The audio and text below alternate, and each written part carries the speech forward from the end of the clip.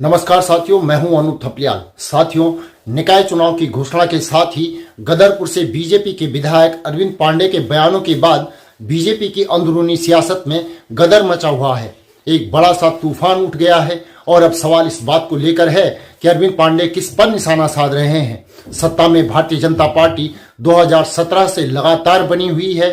पुष्कर सिंह धामी इन दिनों मुख्यमंत्री हैं और अरविंद पांडे अब जो कह रहे हैं वह सुनना और समझना बेहद ही जरूरी है। लेकिन उससे पहले आपसे आग्रह है कि हमारे चैनल को सब्सक्राइब जरूर कर लें। जो लोग भाग्य की बदौलत और साठ गांठ की वजह से जो लोग भारतीय जनता पार्टी का या भाग्य विधाता बने हैं, वो मेरे खिलाफ षड्यंत्र कर रहे हैं भाई, मुझे निपटाने के लिए। और कोई बात नहीं, अगर तुमने मुझे मंत्री पद से हटा दिया कोई बात नहीं, तो पार्टी का अंदरूनी हिस्सा है। हो सकता है मेरे अंदर कोई कमी होगी, मैं हट गया, चुपचाप बैठा हूं।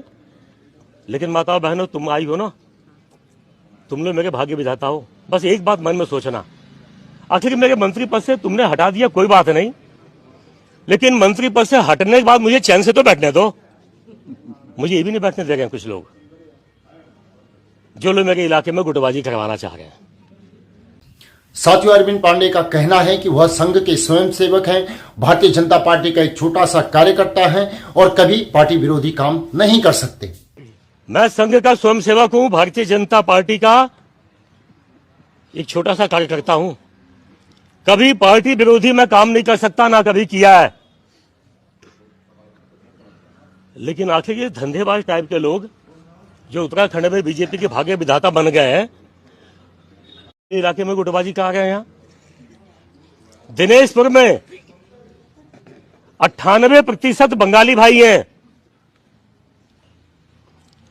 अफीम बेचने वालों के लिए सीट बनाई गई वहां। अरविंद पांडे ने सवाल उठाए हैं, आरोप भी लगाए हैं और इसके जरिए वह निशाना सीधे सीधे राज्य के नेतृत्व पर साध रहे हैं। अरविंद पांडे की तकलीफ इस बात को लेकर भी है कि दिनेशपुर की नगर पंचायत सीट को आखिर ओबीसी के लिए रिजर्व क्यों किया गया है। इतना मतलब है कि इस इलाके में भारतीय जनता पार्टी को बंगाली समाज ने मजबूत किया है और इन छोटे निकाय के चुनाव में बंगाली समाज का हक बनता है, चाहे वो किसी दल से भी चुन के आए। तो उनके हितों की चिंता करनी चाहिए।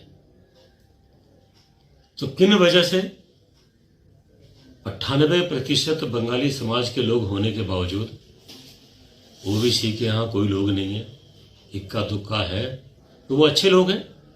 लेकिन उसमें एक आध ऐसे भी हैं जो अफीम बेचने का काम करते हैं, अफीम माफिया है। उनके कई सबूत है, थाना है, अफीम बेचने वालों की जमानतें कराना है। पुलिस के सीसीटीवी में जब लोग अफीम बेचने वाले पकड़े जाते हैं तो उनकी पैरवी में कौन आता है, ये सब सबूत है। भाजपा विधायक अरविंद पांडे के इन बयानों से इतना तो साफ है कि यह सियासी लड़ाई अभी खत्म होने वाली नहीं है। आने वाले दिनों में यह संग्राम और भी ज्यादा बढ़ेगा। आखिर नशा माफिया को कौन बढ़ावा देना चाहता है, यह बेहद गंभीर सवाल है। अरविंद पांडे राज्य में शिक्षा, खेल व पंचायती राज मंत्री रह चुके हैं, लेकिन जब धामी 2022 में हारने के बावजूद मुख्यमंत्री बन गए थे, तब अरविंद पांडे को कैबिनेट से बाहर किया गया था।